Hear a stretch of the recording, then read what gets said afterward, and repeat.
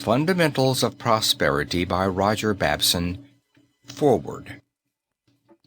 Some 2,000 years ago, the greatest teacher who ever walked the earth advised the people of Judea not to build their houses on the sand. What he had in mind was that they were looking too much to the structure above ground and too little to the spiritual forces which must be the foundation of any structure which is to stand. Following the war, we enjoyed the greatest prosperity this country has ever witnessed, the greatest activity, the greatest bank clearings, the greatest foreign trade, the greatest railroad gross earnings, the highest commodity prices. We then constructed a 10-story building on a foundation meant for only a 2- or 3-story building. Hence, the problem confronting us businessmen is to strengthen the foundation or else see the structure fall. I am especially glad of the opportunity to write for businessmen. There are 2 reasons. First, because I feel that the businessmen are largely responsible for having this 10-story structure on a foundation made for one of only 2 or 3 stories. Secondly, because I believe such men alone have the vision, the imagination, and the ability to strengthen the foundation and prevent the structure from falling. The fact is, we have become crazy over material things.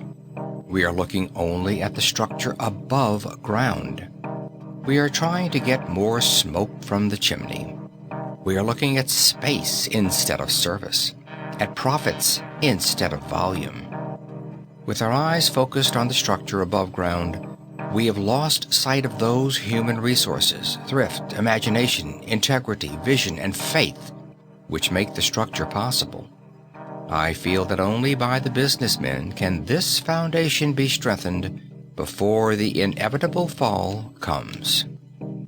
When steel rails were selling at $55 a ton, compared with only $25 a ton a few years previous, our steel plants increased their capacity 25%. Increased demand, you say? No, the figures don't show it. Only 31 million tons were produced in 1919, compared with 39 million tons in 1916. People have forgotten the gospel of service. The producing power per man has fallen off from 15 to 20%. We have all been keen on developing consumption. We have devoted 9/10 of our thought, energy, and effort to developing consumption. This message is to beg of every reader to give more thought to developing production, to the reviving of a desire to produce, and the realization of joy in production.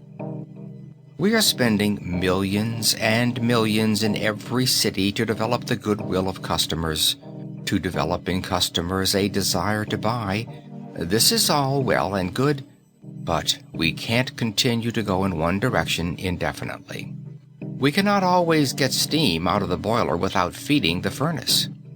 The time has come when, in our own interests, in the interests of our communities, our industry, and of the nation itself, for a while we must stop adding more stories to this structure. Instead, we must strengthen the foundations upon which the entire structure rests. R.W.B. End of foreword.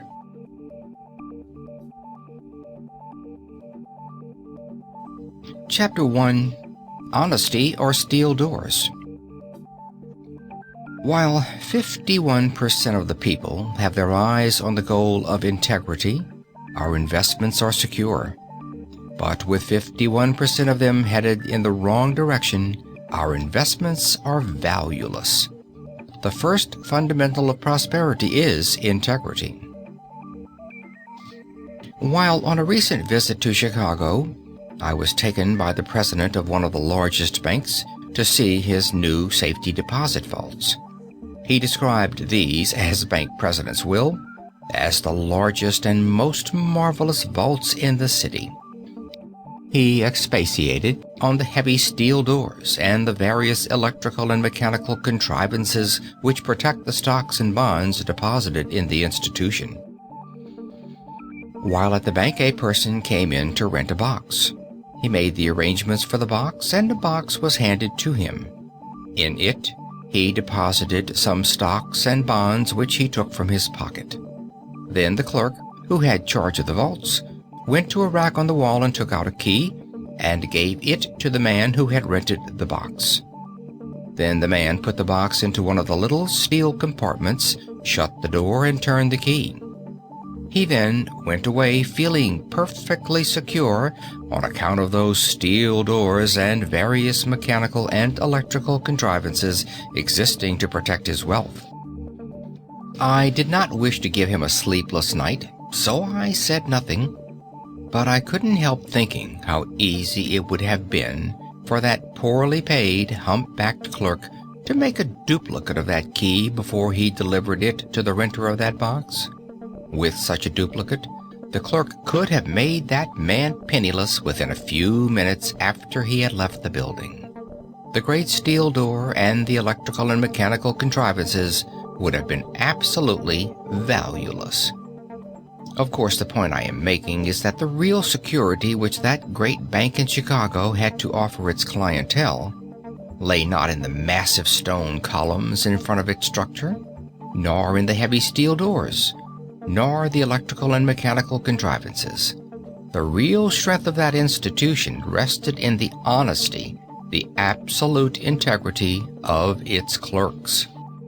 That afternoon I was talking about the matter with a businessman. We were discussing securities, earnings, and capitalization. He seemed greatly troubled by the mass of figures before him. I said to him, "Instead of pawing over these earnings and striving to select yourself the safest bond, you will do better to go to a reliable banker or bond house and leave the decision with him." "Why," he said, "I couldn't do that." "Mr. Jones," I went on, "tell me the truth. After you buy a bond or a stock certificate, do you ever take the trouble to see if it is signed and countersigned properly? Moreover, if you find it signed, is there any way by which you may know whether the signature is genuine or forged?" "No," he said, "there isn't. I am absolutely dependent on the integrity of the bankers from whom I buy the securities." And when you think of it, there is really no value at all in the pieces of paper which one so carefully locks up in these safety deposit boxes. There is no value at all in the bank book which we so carefully cherish. There is no value at all in those deeds and mortgages upon which we depend so completely. The value rests first in the integrity of the lawyers, clerks, and stenographers who draw up the papers. Secondly, in the integrity of the officers who sign the documents. Thirdly, in the integrity of the courts and judges which would enable us to enforce our claims. And finally, in the integrity of the community which would determine whether or not the orders of the court will be executed. These things which we look upon as of great value, the stocks, bonds, bank books, deeds, mortgages, insurance policies, and so forth, are merely nothing. While 51% of the people have their eyes on the goal of integrity, our investments are secure. But with 51% of them headed in the wrong direction, our investments are valueless. So the first fundamental of prosperity is integrity. Without it, there is no civilization, there is no peace, there is no security, there is no safety.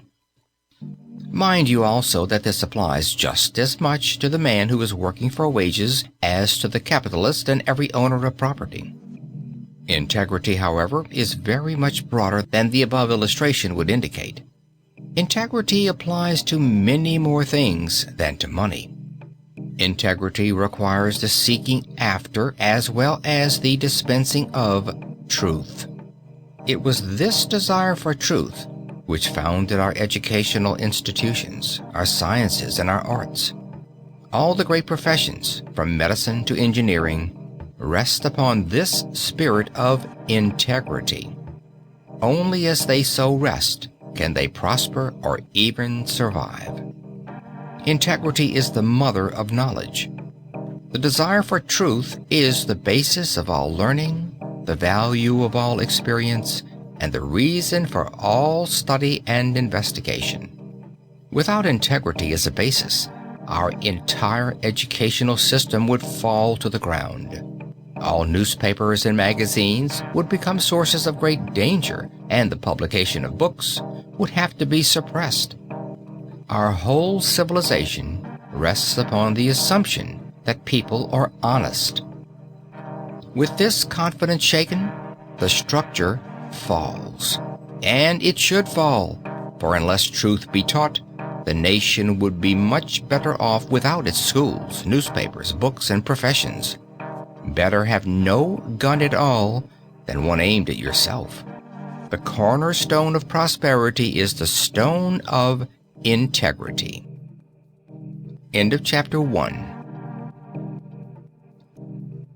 Chapter 2, Faith, the Searchlight of Business. This religion, which we talk about for an hour a week on Sunday, is not only the vital force which protects our community, but it is the vital force which makes our communities. The power of our spiritual forces has not yet been tapped. About 3 years ago, I was traveling in South America. When going from Sao Paulo up across the tablelands to Rio de Janeiro, I passed through a little poverty-stricken Indian village. It was some 3,000 feet above sea level, but it was located at the foot of a great water power. This water power, I was told, could easily develop from 10,000 to 15,000 horsepower for 12 months of the year. At the base of this waterfall lived these poverty-stricken Indians, plowing their ground with broken sticks, bringing their corn 200 miles on their backs from the seacoast, and grinding it by hand between two stones. Yet, with a little faith and vision, they could have developed that water power, even though in a most primitive manner, and with irrigation could have made that poverty-stricken valley a veritable Garden of Eden. They simply lacked faith. They lacked vision. They were unwilling or unable to look ahead to do something for the next generation and trust to the Lord for the results. I met the head man of the village and said to him, "Why is it that you don't do something to develop this power?" "Why, if we started to develop this thing," he answered, "by the time we got it done, we would be dead." Indians had lived there for the last 200 years, lacking the vision. No one in that community had the foresight or vision to think or see beyond the end of his day. It was lack of faith which stood between them and prosperity. Hence, the second great fundamental of prosperity is that intangible something known as faith, vision, hope, whatever you may call it. The writer of the book of Proverbs says, "Where there is no vision, the people perish." Statistics teach that where there is no vision, civilization never gets started. The tangible things which we prize so highly, buildings, railroads, steamships, factories, power plants, telephones, airplanes, etc., are but the result of faith and vision. These things are only symptoms of conditions, mere barometers which register the faith and vision of mankind. This religion, which we talk about for an hour a week on Sunday, is not only the vital force which protects our community, but it is the vital force which makes our communities. The power of our spiritual forces has not yet been tapped. Our grandchildren will look back upon us and wonder why we neglected our trust and our opportunity, just as we look back on those poor Indians in Brazil who plowed with crooked sticks, grinding their corn between stones, and hauling it on their backs 200 miles from the seaboard. These statements are not the result of any special interest as a churchman. I am not a preacher. I am simply a businessman, And my work is almost wholly for bankers, brokers, manufacturers, merchants, and investors. The concern with which I am associated has 180 people in a suburb of Boston who are collecting, compiling, and distributing statistics on business conditions. We have only one source of income, and that is from the clients who pay us for an analysis of the situation. Therefore, you may rest assured that it is impossible for us to do any propaganda work in the interests of any one nation, sect, religion, or church. The only thing we can give clients is a conclusion based on a diagnosis of a given situation. As probably few of you readers are clients of ours, may I quote from a bulletin which we recently sent to these bankers and manufacturers? Quote, "The need of the hour is not more legislation. The need of the hour is more religion. More religion is needed everywhere, from the halls of Congress at Washington to the factories, the mines, the fields, and the forests. It is one thing to talk about plans or policies, but a plan or policy without a religious motive is like a watch without a spring, or a body without the breath of life. The trouble today is that we are trying to hatch chickens from sterile eggs. We may have the finest incubator in the world and operate it according to the most improved regulations. Moreover, the eggs may appear perfect specimens, but unless they have the germ of life in them, all our efforts are of no avail." Close quote. I have referred to the fact that the security of our investments is absolutely dependent upon the faith, the righteousness, and the religion of other people. I have stated that the real strength of our investments is due not to the distinguished bankers of America, but rather to the poor preachers.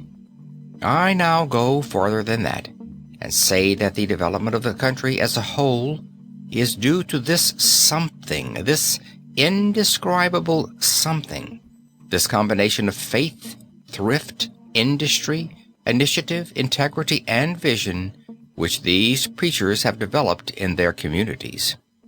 Faith and vision do not come from the wealth of a nation.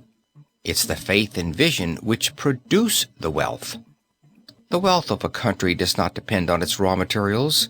Raw materials are to a certain extent essential, and to a great extent valuable, but the nations which today are richest in raw materials are the poorest in wealth.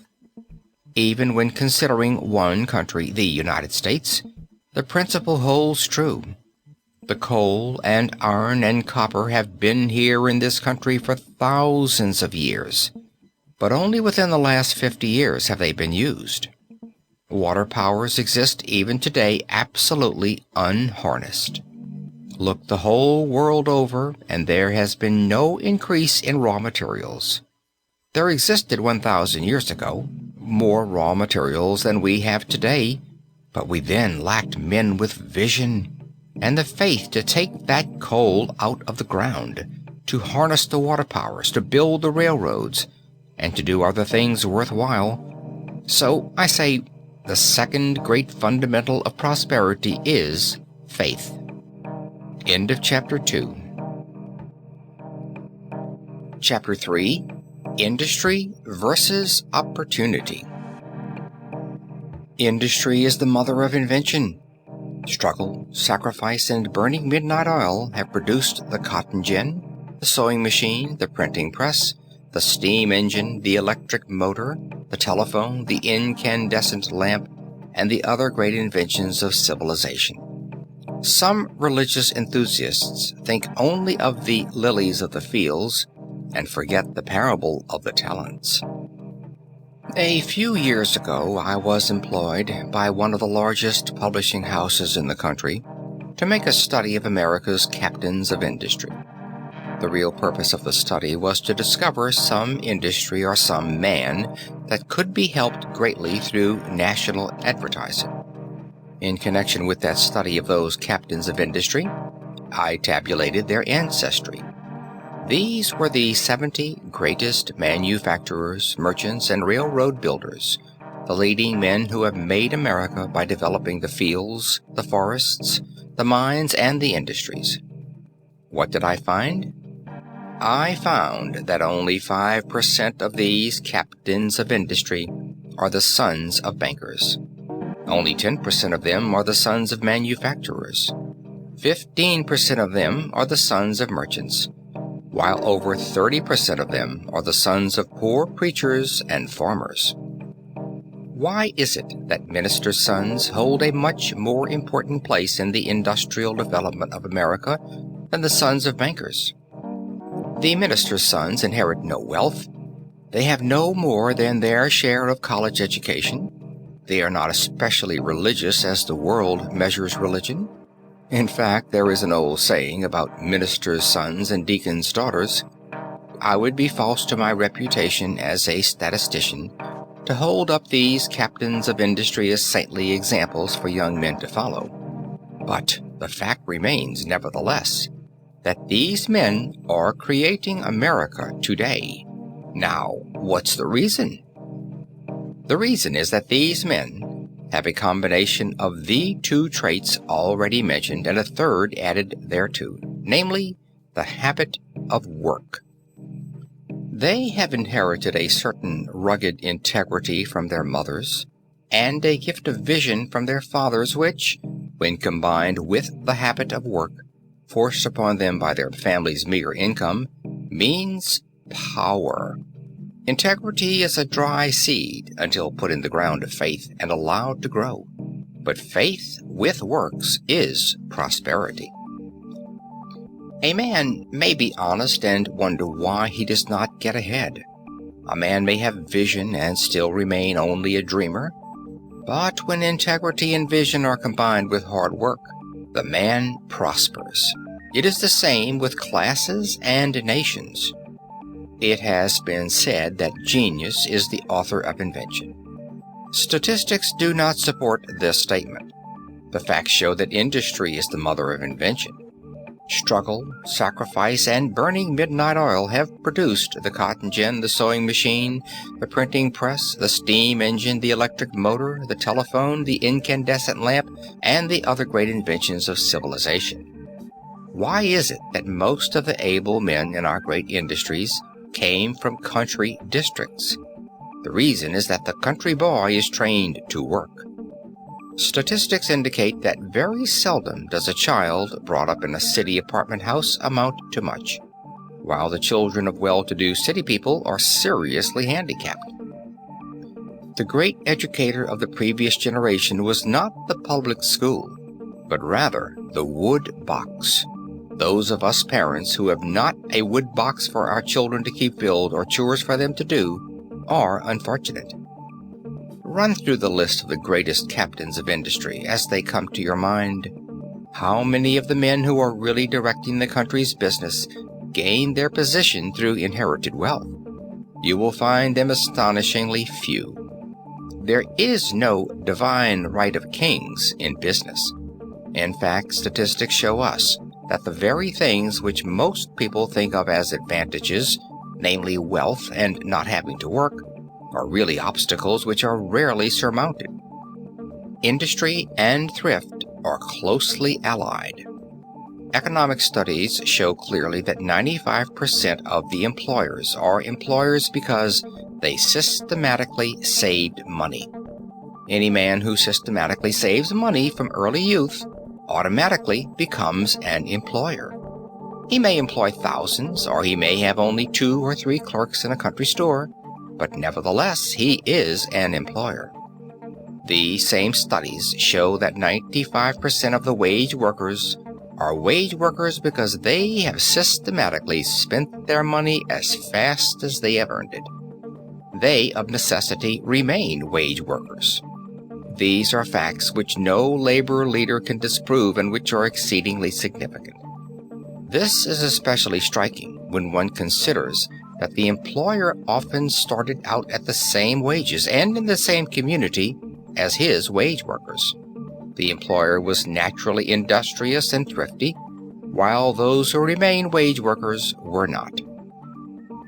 The development of this nation through the construction of the transcontinental railways, the financing of the western farms, and the building of our cities is largely due to the old New England doctrine that laziness and extravagance are sins. In some Western communities, it is popular to laugh at these New England traits, but had it not been for them, these Western communities would never have existed. The industry and thrift developed by the old New England religion were the basis of our national growth. I especially desire to emphasize this point because of the position of certain religious enthusiasts who think only of the lilies of the field and forget the parable of the talents. It is a fact that the third fundamental of prosperity is industry. End of chapter 3.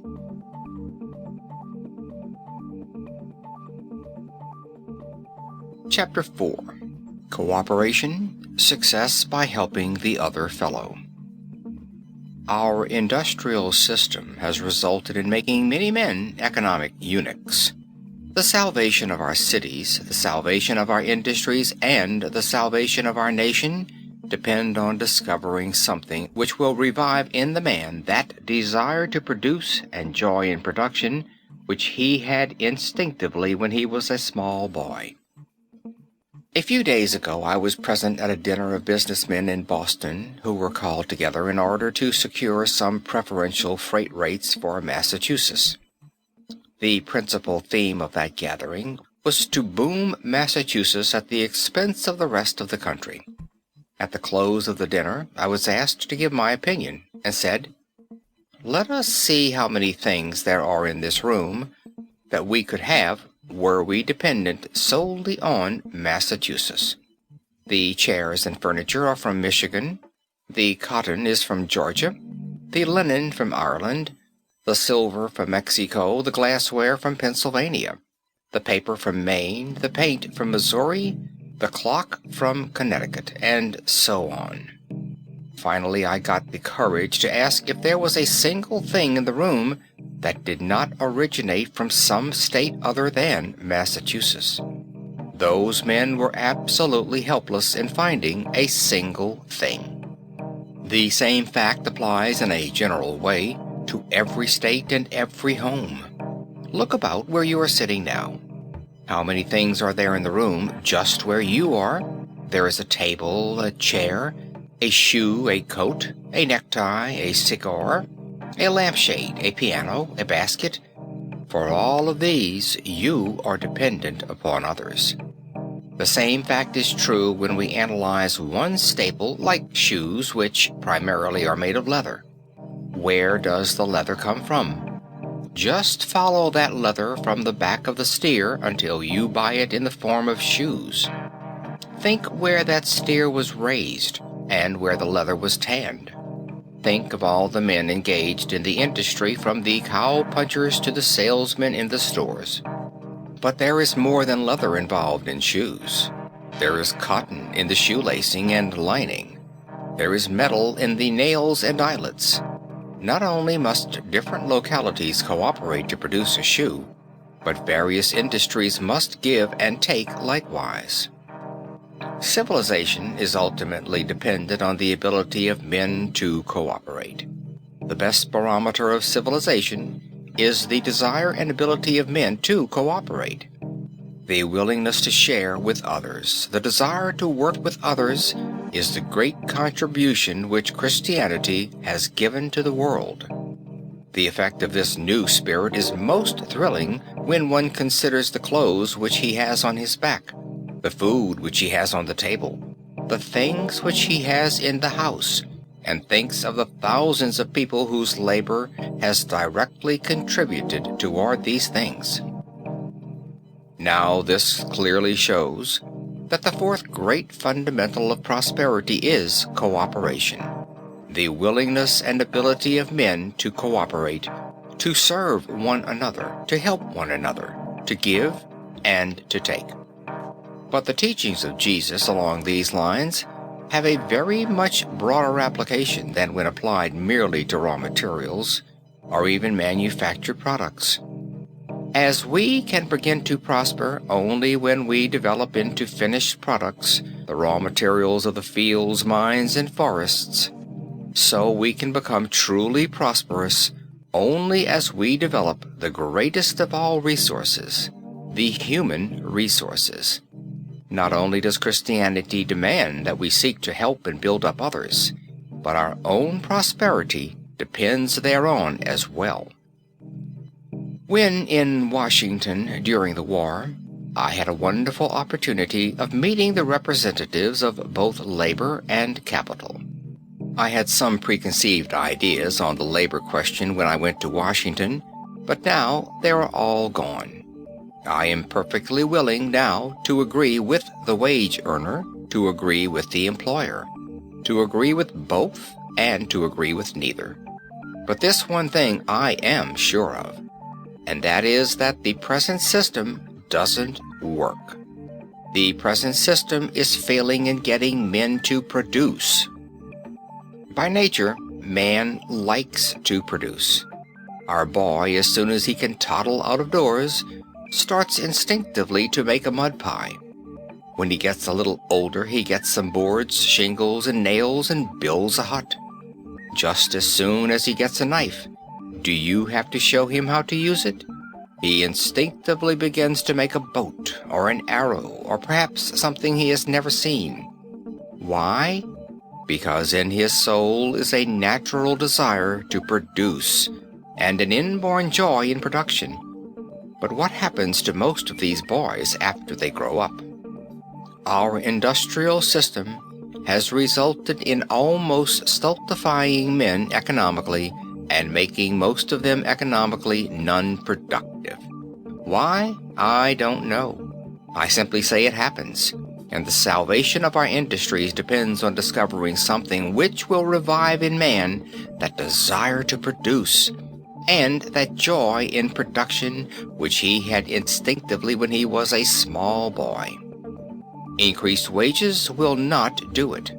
Shorter hours will not do it. The wage worker must feel right, and the employer must feel right. It is all a question of feeling.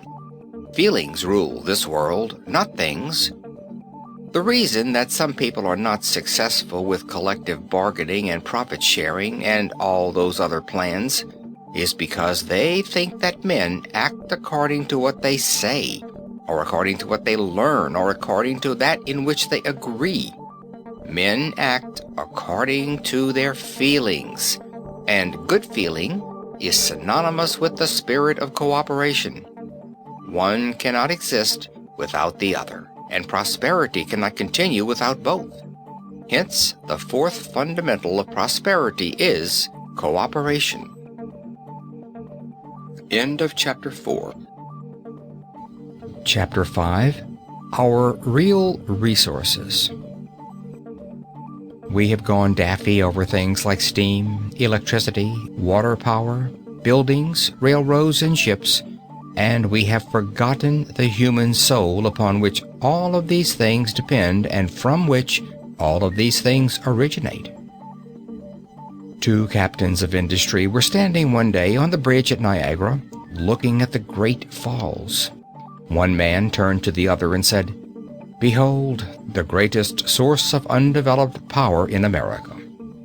"No, the greatest source of undeveloped power in America is the soul of man," the other replied. I was talking with a large manufacturer the other day, and he told me that he was supporting scholarships in 4 universities to enable young men to study the raw materials which he is using in his plant. I asked him if he was supporting any scholarships to study the human element in his plant, and he said no. Yet, when asked for definite figures, it appeared that 80% of every dollar which he spends goes for labor, and only 20% goes for materials. He is endowing 4 scholarships to study the 20%, and is not doing a thing to study the 80%. Statistics show that the greatest undeveloped resources in America are not our mines or our forests or our streams, but rather the human souls of the men and women who work for us.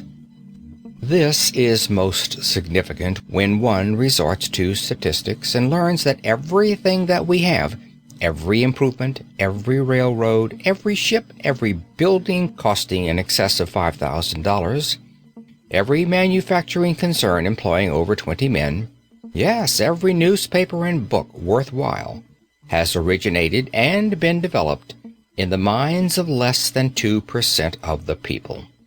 The solution of our industrial problems and the reduction of the cost of living depend not on fighting over what is already produced, but upon producing more. This means that this 2% must be increased to 4%, and then to 6%. If all the good things which we now have come from the enterprise of only 2%, it is evident that we would all have 3 times as much if the 2% were increased to 6%. Jesus was absolutely right in his contention that if we seek first the kingdom of God and his righteousness, all these other things would naturally come to us. This is what Jesus had in mind when he urged people to give and serve, promising that such giving and serving should be returned to them 100-fold or more. Jesus never preached unselfishness or taught sacrifice as such, but only urged his hearers to look through to the end, see what the final result would be, and do what would be best for them in the long run. Jesus urged his followers to consider the spiritual things rather than the material, and the eternal things rather than the temporal, but not in the spirit of sacrifice. The only sacrifice which Jesus asked of his people was the same sacrifice which the farmer makes when he throws his seed into the soil. The story of the loaves and fishes is still taught as a miracle, but the day will come when it will not be considered such. The same is true regarding the incident when Jesus found that his disciples had been fishing all night without results, and he suggested that they cast the net on the other side. They followed his advice, and the net immediately filled with so many fishes that they could hardly pull it up. If we today would give more thought to the spiritual and less to the material, we would have more in health, happiness, and prosperity.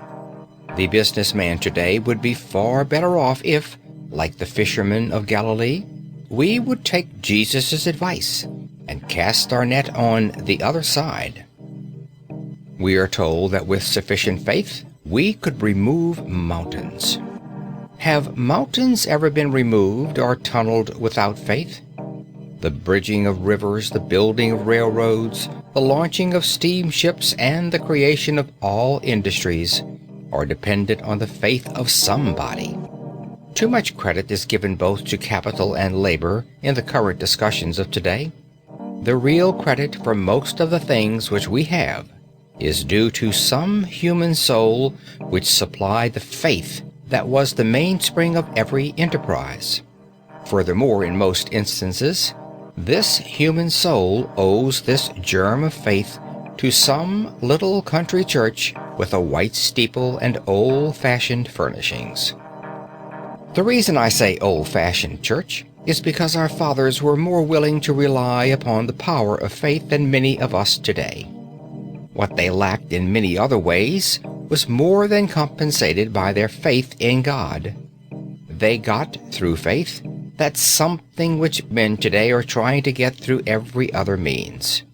All the educators, all the psychologists, all the inspirational writers cannot put into a man the vision and the will to do things which are gained by a clear faith. Most of us today are frantically trying to invent a machine which will solve our problems, when all the while we have the machine within us, if only we will set it going. That machine is the human soul. The great problem today is to develop the human soul, to develop this wonderful machine which each one of us has between his ears.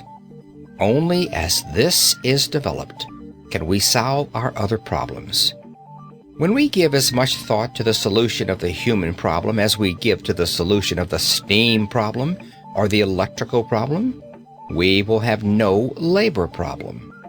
We have gone daffy over things like steam, electricity, water power, buildings, railroads, and ships, and we have forgotten the human soul upon which all these things depend, and from which all of these things originate. End of chapter 5.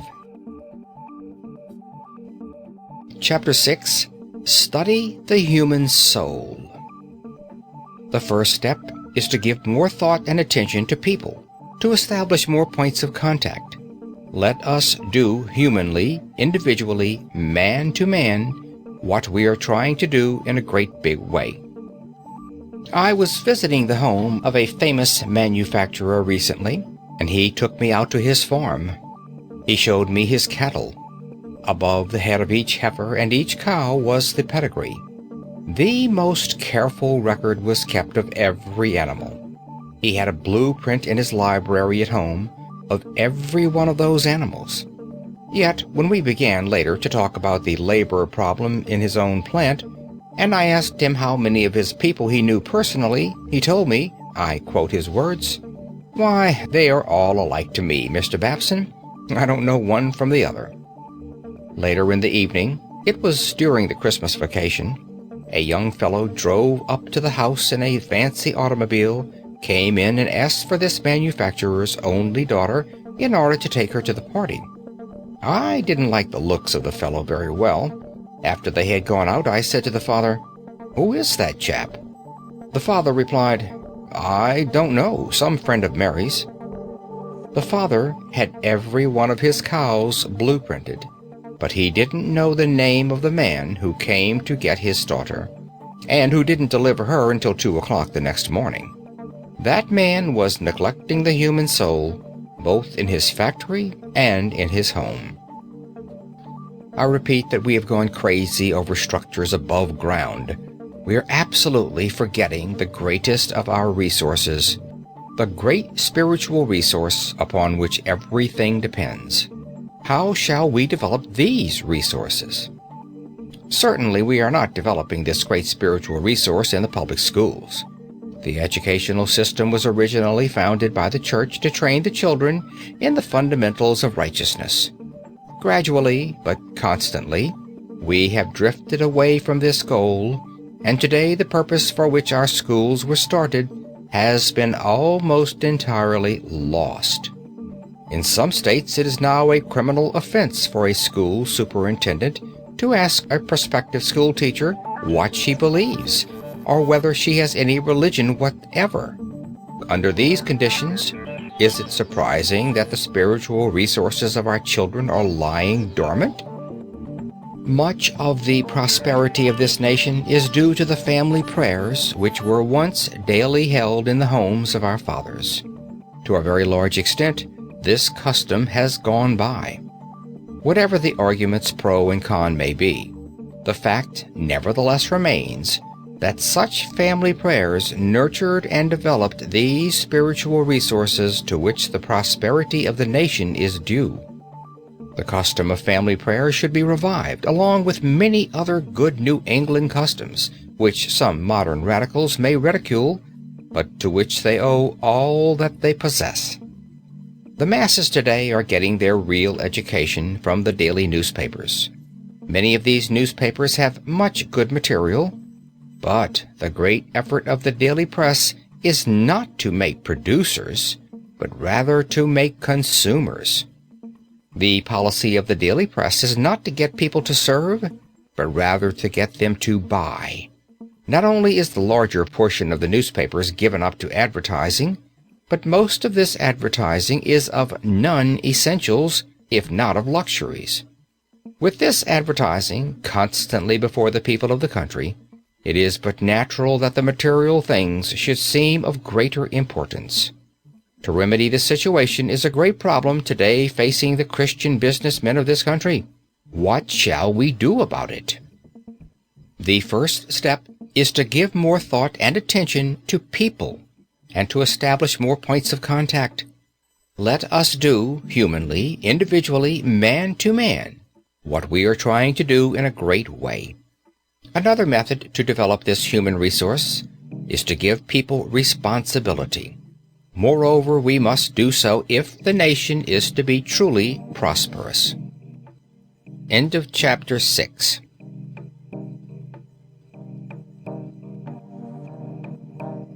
Chapter 7. Boost the other fellow. Just as our property is safe only as the other fellow's property is safe, just as our daughter is safe only as the other fellow's daughter is safe, so it also is true that in order to develop the human soul in other men, we have to give those men something. My little girl has a black cat. About once in 4 months this cat has kittens. Opposite our place is a man who has an Airedale dog. When that dog comes across the street and that cat has no kittens, the cat immediately beats it as fast as she can with the dog after her. But when the dog comes across the street and that cat has the responsibility of some kittens, she immediately turns on the dog and the dog beats it, with the cat after him. It is the same dog, the same cat, and the same backyard. But in one instance, the cat has no responsibilities, and in the other case, she has. Responsibilities develop faith, vision, courage, initiative, and other things that make the world go round.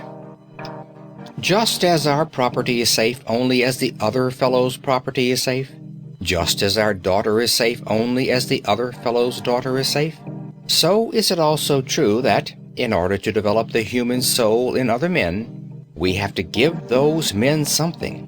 We must give them a chance. We must give them opportunity. We must give them a boost. All of us are simply storage batteries. We get out of life what we put into life. We care for others, not in accordance with what they do for us, but rather in accordance with what we have done for them. I am quite often asked about investments. Well, there are times, about once in 3 or 4 years, during panics, when everyone is scared to death, that I invest in stocks. There are other times when I advise the purchase of bonds. The fact is, however, that I have not made my money investing either in stocks or bonds. What money I have made has come from investing in boys and girls, young men and young women. There is a common belief current today that only people with experience are worthwhile. But I say, quit looking for the experienced salesman and trying to make a man out of him. Get a man and then make a salesman of him. I have a young man in my business who was delivering trunks for an express company 12 years ago. Today, he is my sales manager and has built our gross from $100,000 to $1 million. One of my best experts, a man who was sought for by the leading chambers of commerce all over the land, was a carpenter on my garage 9 years ago. Another one of my experts, a man the demand for whose services I cannot supply, never acquired recognition until he was over 45 years of age. I found him keeping hens at Wellesley Farms. A young lady in my office to whom I pay $200 a week and who is worth to me $1,000 a week, I picked up at $4 a week 12 years ago. Such cases exist everywhere. You men yourselves know them. You look over your own organizations. Who are the men who are really doing things? Are they the men you acquired ready-made from other concerns? No. They are the men that have been taken up and developed. They are the men that have made money for you and have created the business enterprise of which you are the head. Yet, when we have reached a point of prestige and have a big business, we are tempted to say, I haven't time to develop any more people. I have got to get them already made. This is a big mistake. I beg my readers, those who have them, to get your foremen together. Say to the partners or the officials of your concern, haven't we given too much thought to developing the structure? Aren't we piling too many stories one upon another with too little thought to the foundation? Then go out and look over your plant and select a few people in each department to whom you will give a real opportunity. Start in to develop them and thereby strengthen the foundation of the business and the prosperity of the nation. End of chapter 7.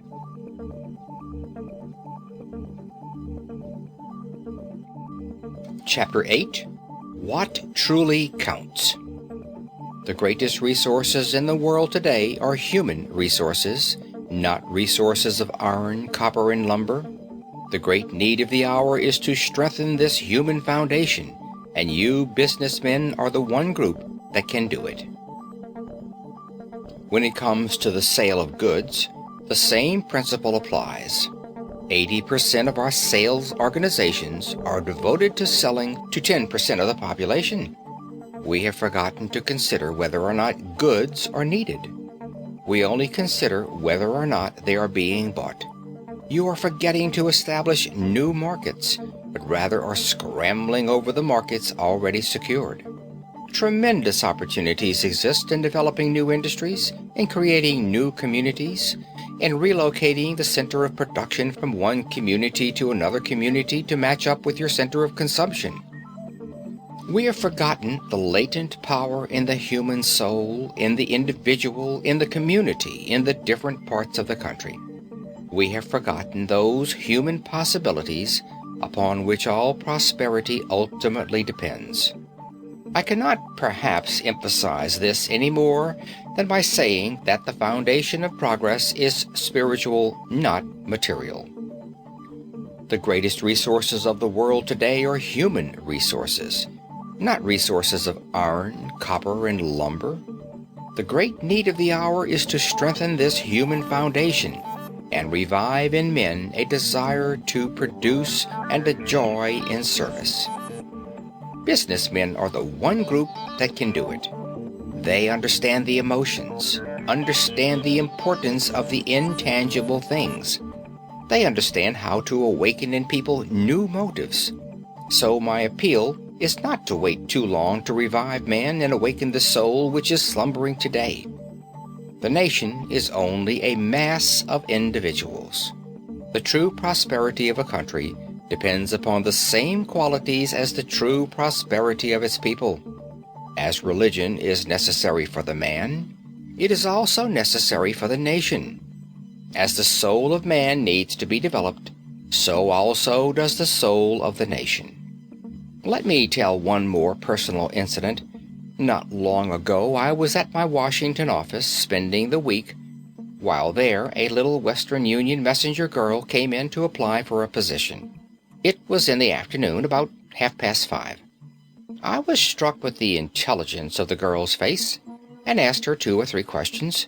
She was tired. I asked her to sit down. I was astonished to hear her story.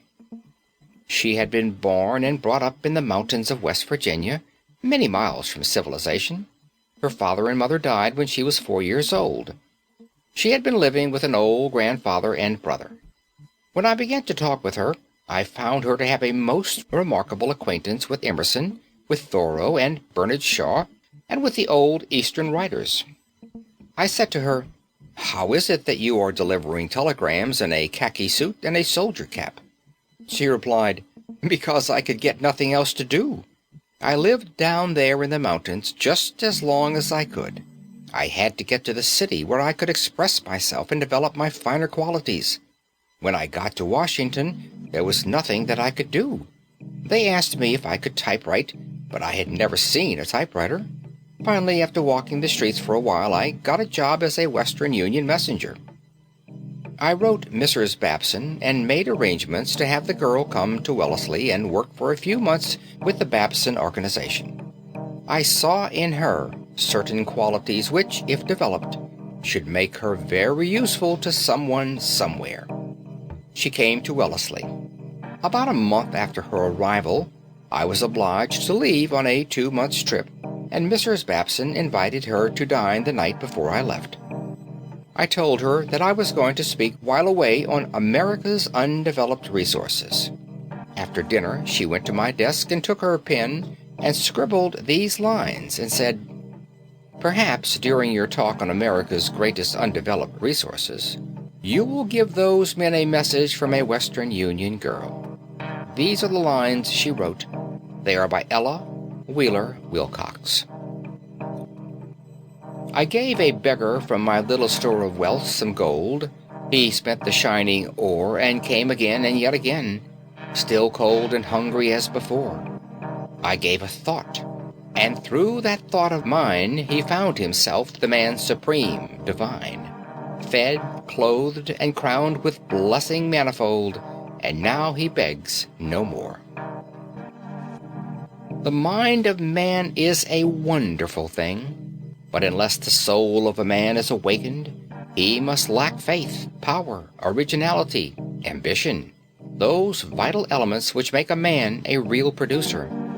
I do not say that you can awaken this force in every soul.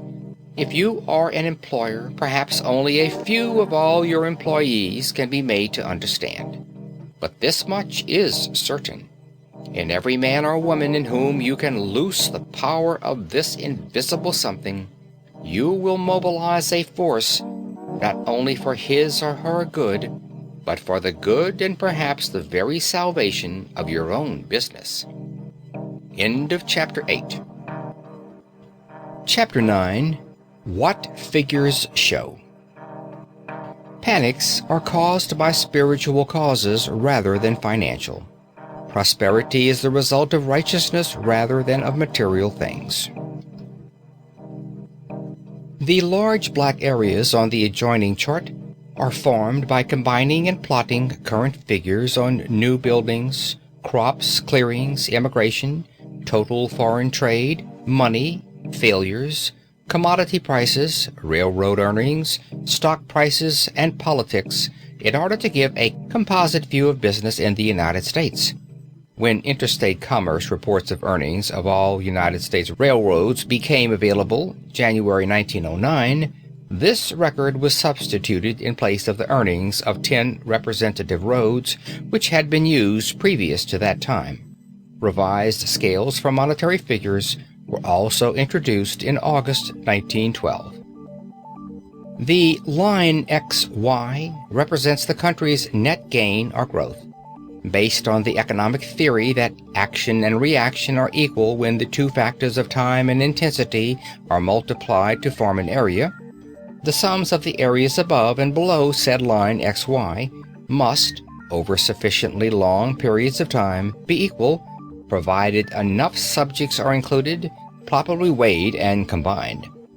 An area of prosperity is always followed by an area of depression. An area of depression, in turn, is always followed by an area of prosperity. The areas, however, need not have the same shapes. It will be seen that each area is divided into halves by a narrow white line.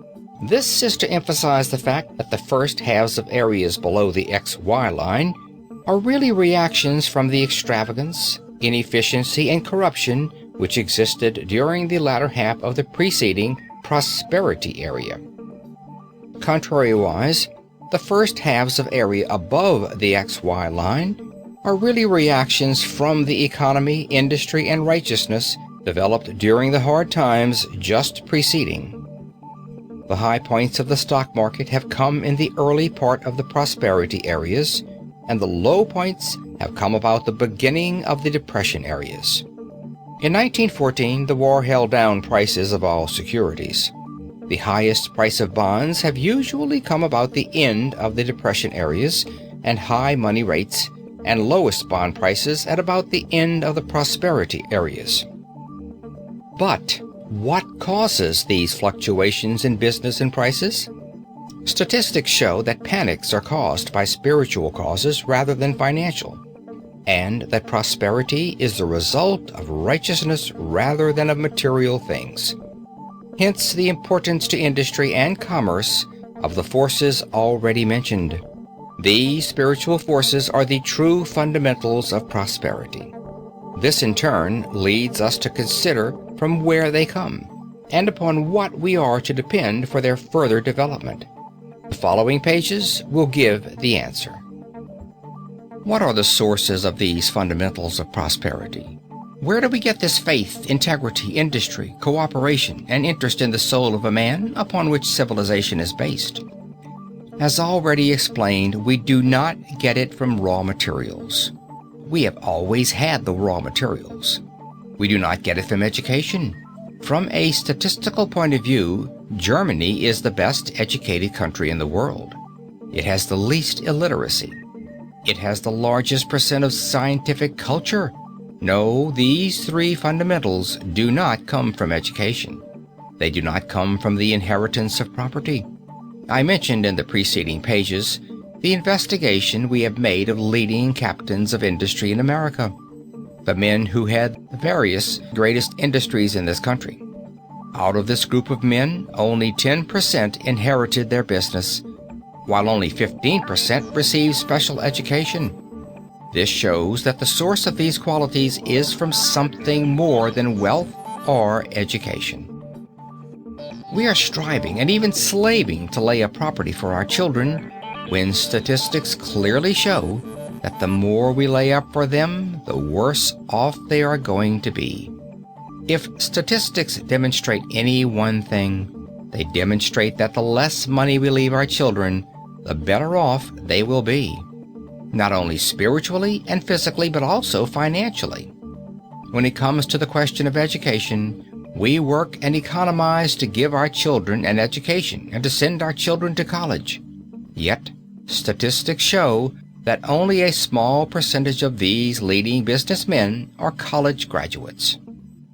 The success of individuals, the success of communities, the success of nations depends on these fundamentals: integrity, faith, industry, brotherly kindness, and an interest in the soul of man. To what do we owe these great fundamental qualities? Statistics show clearly that we owe them to religion. Yes, and to the old-fashioned religion of our forefathers. Moreover, I say this not as a churchman. I would give the same message if I were speaking to a group of bankers or a group of engineers. I was first brought into the church through the Christian Endeavor Society, but I was really converted to the Bible teachings through a study of statistics. To religion we owe our civilization, and to the church we owe our religion. All there is in the world today that is worthwhile comes from men filled with and from groups actuated by these fundamentals of integrity, faith, industry, brotherly love, and those other factors which come only through God. The church today deserves the credit for keeping these factors before the world. Hence, it is evident that the people of America have not the bankers to thank for their security and prosperity, but rather the preachers and the churches. To these men, we are obligated for our growth and development. End of Chapter 9. Chapter 10. Where the Church Falls Down. Become saturated with Christ's principles. Be clean and upright. Cooperate with one another. Have faith. Serve. Trust the Almighty for the results, and you will never have to worry about property. If you will do these things, all of the others will be given to you. There are two groups of people who criticize the church. First, there are those who claim great love for their fellow men, but do not go to church because it is allied with the property interests of the community. I believe that to be the fundamental reason why the wage workers, labor leaders, socialists, and radicals are not interested in the church. They believe that the church is too closely allied with property. I have been severely criticized myself for presenting the church as a defender of property and as a means of making your home, your business, and your securities safer. Such critics are perfectly conscientious, and the church suffers much because those people, in their love for humanity, are antagonistic to the church. The second group are those defenders of property who look upon the church as impractical, who consider the Golden Rule as something all right for the minister to talk about on Sundays, but something useless to try to follow during the week. Those men criticize the church for preaching love, for talking the Sermon on the Mount, and for being what they say is impractical.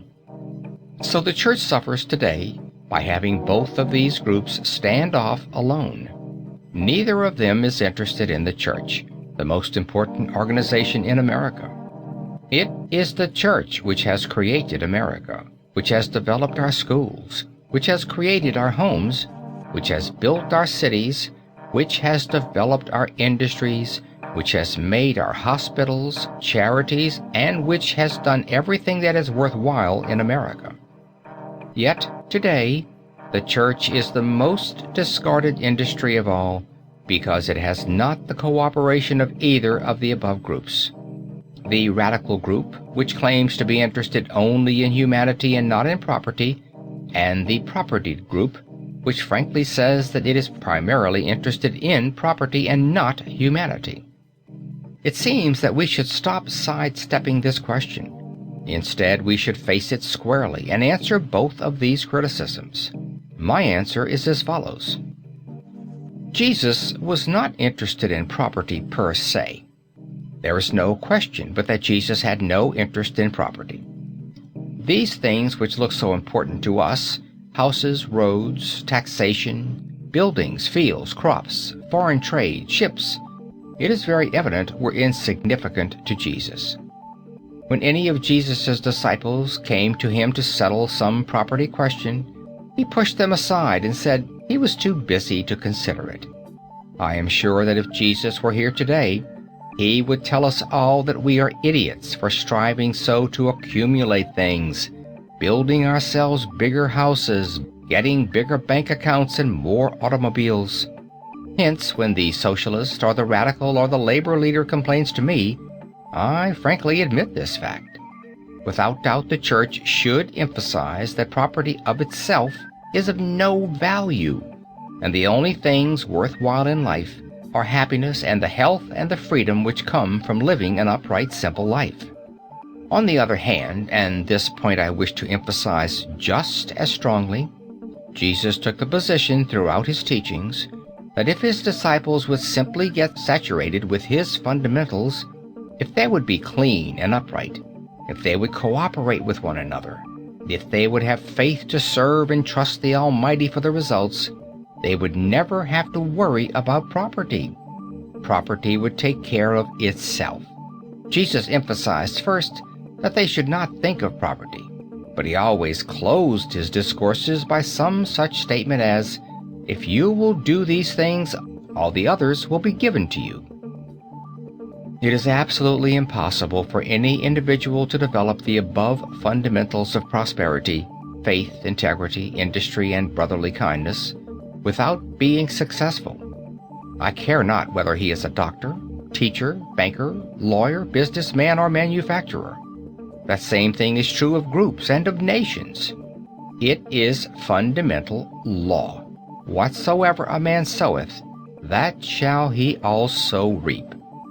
Those who serve will be served. Those who knock will be knocked.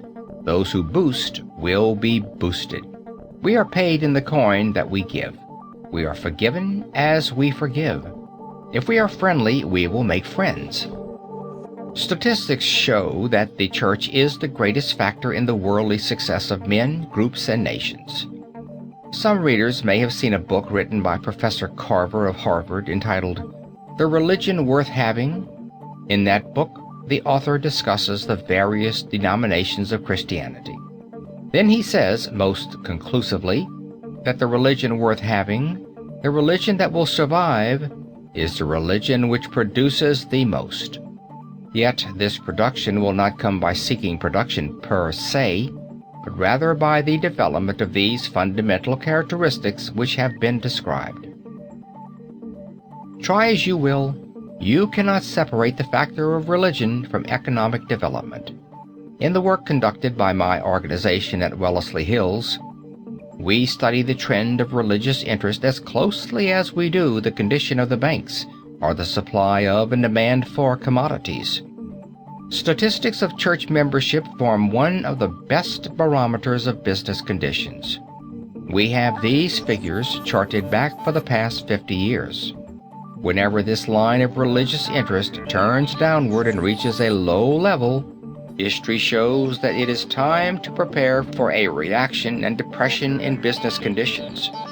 Every great panic we have ever had has been foreshadowed by a general decline in observance of religious principles. On the other hand, when the line of religious interest begins to climb, and the nation turns again to the simple mode of living laid by in the Bible, then it is time to make ready for a period of business prosperity. End of Chapter 10. Chapter 11. The Future Church. The time is coming when the church will awake to its great opportunities. The greatest industry in America, but the most backward and inefficiently operated, is still in the stagecoach class. Of course, the church is very far from developed. The church is in the same position today as were the water powers 50 years ago. The church has great resources, but these resources are sadly undeveloped. From an efficiency point of view, from an organizational point of view, from a production point of view, the church today is in the stagecoach class. It holds within itself the keys of prosperity. It holds within itself the salvation and solution of our industrial, commercial, and international problems. Yet it is working, or at least the Protestant branch is open, only 3 or 4 hours a week. The church has the greatest opportunity today of any industry. It is the least developed industry, the most inefficiently operated, and the most backward in its methods. Let us shut our eyes and look ahead at what it will be 25 years from now. Let us imagine 5 churches within a radius of 5 miles, all of them now operating independently, each one open only a few hours a week. 25 years from now, these 5 churches will be linked up together under a general manager who will not be a parson, but who will be a businessman. Today, the preacher of our churches is a combination of preacher, business manager, and salesman. He is the service department, the finance department, and everything but the janitor. The church is being operated today as a college would be operated with one professor who would be president, treasurer, general manager, and everything else. The church is being operated today as a factory with simply a production man and no one to tend the finances or the sales. Manufacturers reading this book know how long a factory could be run with only a superintendent and no one to sell or finance the proposition. 25 years from today, instead of the pastor being at the head of the church and a few good people doing voluntary work, there will be 4 or 5 churches of the same denomination united under one general manager. I do not mean by this that 4 of them will be closed. They will all be open much more than they are now. But they will all be under one general manager and will be taking orders from that general manager. 25 years from today, the churches will be self-supporting. The days of begging will be over. Religion has been cheapened by singing about salvation's free for you and me. When we have our legal difficulties, we go to a lawyer and pay him. When we have a pain, we go to a doctor and pay him. If we want our children taught, we pay the price. But if we want our children instructed in the fundamentals of prosperity upon which their future depends, we send them to a Sunday school for a half-hour a week with the possibility of having them taught by a silly girl who doesn't know her work. In any event, the parent seldom takes the trouble to ascertain the quality of the teaching. The time is coming when the church will awaken to its great principles and opportunities. The greatest industry in America is still the most backward and most inefficiently operated. When these 4 or 5 churches are combined, the preacher will not have to spend half the week in preparing a different sermon every Sunday. He will have 2 weeks or a month to prepare that sermon. He will have time and have the pep and energy to deliver it to you so you won't go to sleep while sitting in the pews. The audience will then hear the same preacher only once each month, and the preacher will then have more than one congregation to appeal to. The same man is not going to be expected to preach on love, hate, the League of Nations, how to settle labor disputes, and the health of the community, and every other subject. All of these men will preach the salvation of Jesus, and each one will specialize in one particular phase of the Christian life, such as faith, integrity, industry, cooperation. Then we will take more stock in our preachers because they won't pretend to know every subject. Then the preacher will not be of lesser intelligence than the average audience. 50 years ago, the ablest men in every community were the preachers, the doctors, and the lawyers. They were the only college graduates of the town and were looked up to.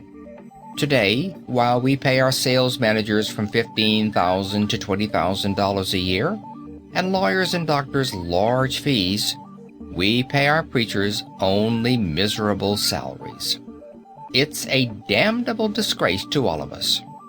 I often think that if Jesus were to come back to us, that he would take for his text that thought from the Sermon on the Mount: if you have aught against your neighbor, before you enter into your worship, go and square up. I think that when he came in to speak to us on Sunday morning, he would say, "Gentlemen, I suggest that before we have this service, we raise funds to pay the preacher a decent salary." Just before I went to Brazil, I was the guest of the President of the Argentine Republic. After lunching one day, we sat in his sun parlor, looking out over the river. He was very thoughtful. He said, "Mr. Babson, I have been wondering why it is that South America, with all its great natural advantages, is so far behind North America, notwithstanding that South America was settled before North America." Then he went on to tell how the forests of South America had 286 trees that can be found in no book of botany. He told me about many ranches that had thousands of acres under alfalfa in one block. He mentioned the mines of iron, coal, copper, silver, gold, all those great rivers and water powers which rival Niagara. Why is it, with all these natural resources, South America is so far behind North America? He asked. Well, those of you who have been there know the reason. But being a guest, I said, "Mr. President, what do you think is the reason?" He replied, "I have come to this conclusion. South America was settled by the Spanish, who came to South America in search of gold, but North America was settled by the Pilgrim Fathers, who went there in search of God. Friends, let us American citizens never kick down the ladder by which we climbed up. Let us never forget the foundation upon which all permanent prosperity is based." End of Chapter 11. End of Fundamentals of Prosperity by Roger Babson. This book recorded by Phil Chenevert.